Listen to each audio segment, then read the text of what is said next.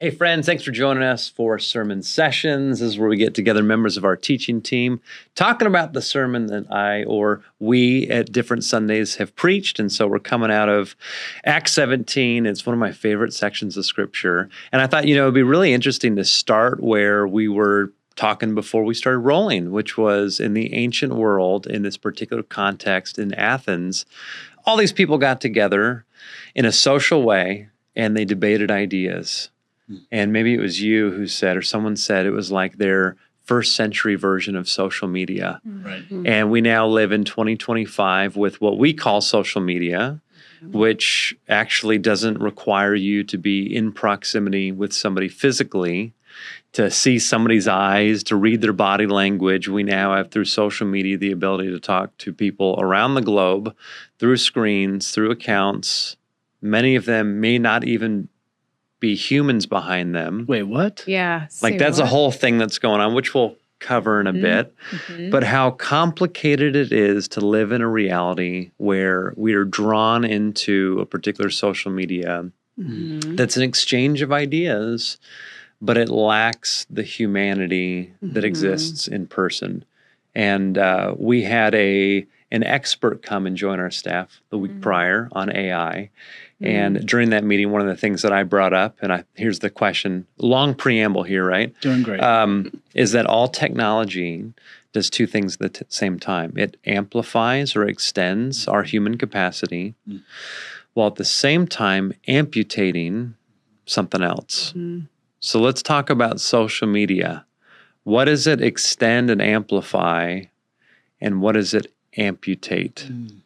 So let's start with that. Wow. What does it amplify? Go for it. I don't want to talk about what it amplifies. Well, let's. I want to talk about what it takes away, what it amputates. Well, obviously, it amplifies our voice in the sense that, a phone conversation you can have with one person. This communicates at least one directionally to thousands, millions of people all at the same time. So your voice or your speech gets out there, so it amplifies your perspective in ways that you never could have done in the past. But it's not just that pure. So that's the issue, I think, is like the algorithm is going to be based on what you're clicking on. And we've talked about this before, the rage bait component of what's being posted. The things that are going to get liked and shown to you on your feed are things that are going to make you angry. That's by and large the thing that's going to get the most traction. And that's what we've seen happen even just in the last week with all the events that have been going on. It's the things that are going to cause and amplify that rage. So this is a good point. The amplify in technology can be positive, but it's not always positive. It can be negative, but it's not always negative. And it sure isn't neutral. So what can be amplified, I hear you saying, is things that cause rage. And it's interesting, I've got a friend, he's part of our church. He's a founder of a very large social media company. And he's told me for many, many years that the most viral thing right now is hate, fear, division. It's more viral than anything else. And he's been saying for years how there isn't an ethical framework right now within social media companies. And we're now experiencing that. So it can amplify these things. Sometimes we amplify good things, true things, but it can also amplify lies and negative things and hate and discord. Just because I feel like there's so much negative about the situation, but one positive thing that I would say is, especially with high control authoritarian governments, like social media have actually become an outlet to do social change. Like the Arab Spring, they say that a lot of Facebook actually was the catalyst for movements of people to start rising up against authoritarian dictators and stuff like that. So there is like a sense of I would say in high control environments where information is not freely disseminated, it actually has become a blessing. I mean, there's things like I've even heard from workers who work secretly in North Korea, that for years, like decades, the North Korean people were, anytime the lights went out, America was blamed.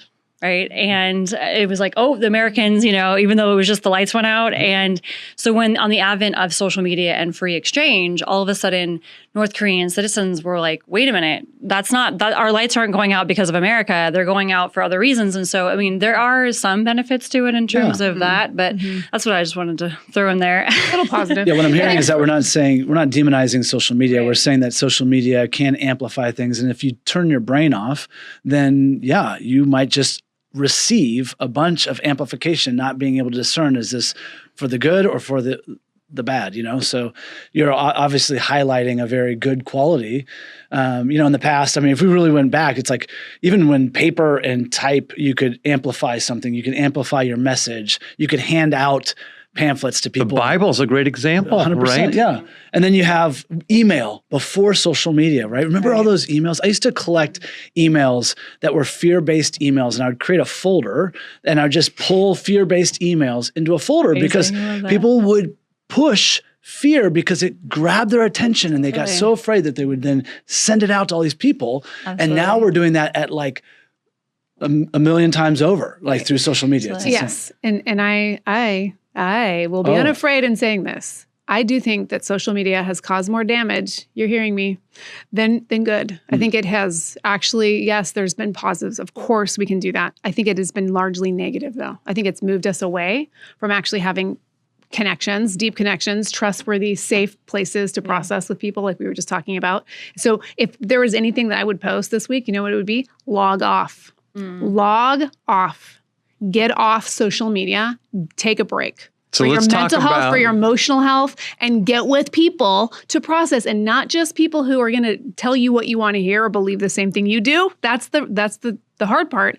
But to be with people who might disagree with you. And I love this Bonhoeffer quote. He said, it's hard to hate up close, right? Like when you're with somebody who has a different perspective than you, and you're actually listening, you're looking in each other's eyes, you've got that sense of connection to another human being, another person with pain, with struggles, with perspectives, and you're just listening. It's much harder to finger point, to hate, and to demonize anybody. And let's talk about, related to that, what social media amputates. Yeah. And when we know that, that helps us see, okay. So I hear you kind of saying that it amputates in-person connection. Yes. It amputates the up closeness that Bonhoeffer talks about. It's hard to hate someone up close. Yeah. It's disembodied in every way. Yeah. It's a complete disembodied experience. So you don't get facial expression, you don't get tone of voice. You don't even need to have your name on it. You can get to send stuff out that's completely, you mean comments? Yeah, anonymous. Yeah. So if you're, if you want to like really annihilate somebody, you can do that without anyone knowing who you are. And then, like you were talking about, if an AI bot can post something, then it's completely dehumanized. It's not even a human experience at times, because we can believe that a computer, what do we even refer to them as? AI bot? Yeah, that's correct. Yes, that is agents. correct. Agents. An agent from the AI. Artificial intelligence can actually convince us that they are in fact a human being, which then means that we don't even know what's human anymore. So it completely dehumanizes people and the experience. Yeah.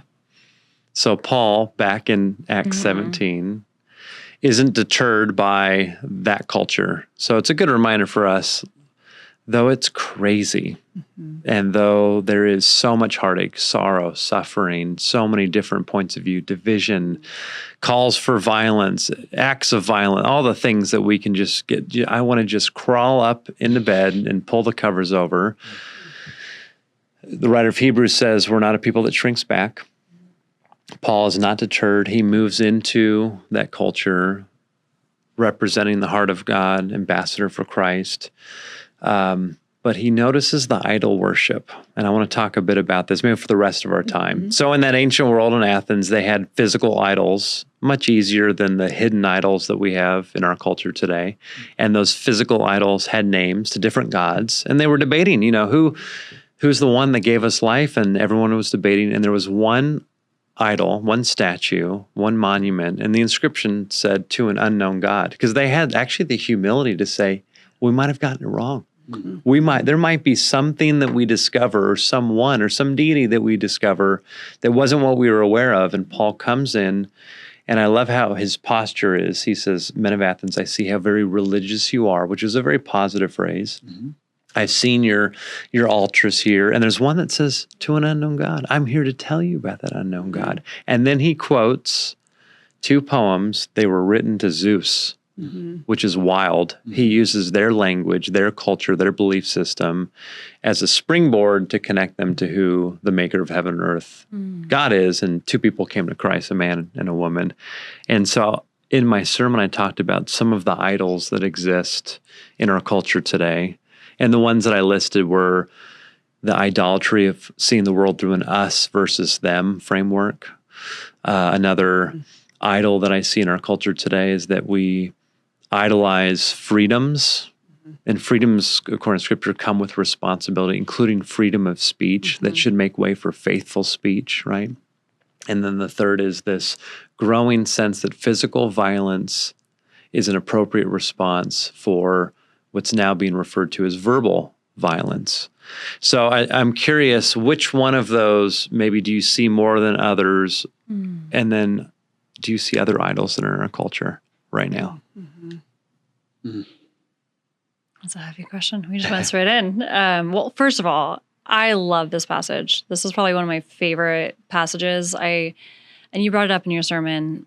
When he looked through the city of Athens, he wasn't disgusted with them. He was like moved with love. And I think that actually is like the precursor maybe towards deconstructing the idols that you're talking about. Because when you are not judging somebody and you're like, "I love you," all of a sudden you're more open and curious and able to play with things and actually even use the language of those people in their context, right? But I would say probably of those idols, the biggest thing I think is just self-righteousness, that's the underlining, I think, from all those things of just like, it's my way, like I see perfectly, my perspective is more important than yours. And there's like a superiority that I think fuels a lot of those idols. And it's just, I think it's insecurity because I think some of the most secure and humble and actually, I think successful people that I've worked with actually are the most open to dialogue without groupthink. And I think that's kind of why I would go with that one.